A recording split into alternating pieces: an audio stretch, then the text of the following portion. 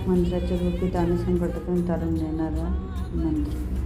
श्री स्वामी समर्थ तारक मंत्र. निशंक हो, निर्भय हो.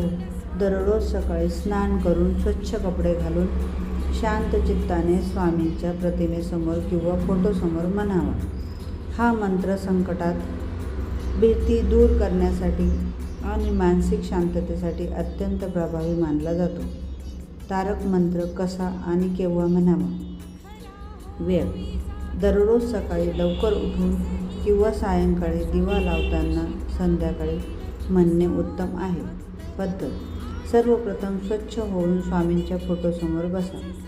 निशंक हो, निर्भय हो म्हणणारे या 5 कडव्यांच्या मंत्राचा स्पष्ट उच्चार करा.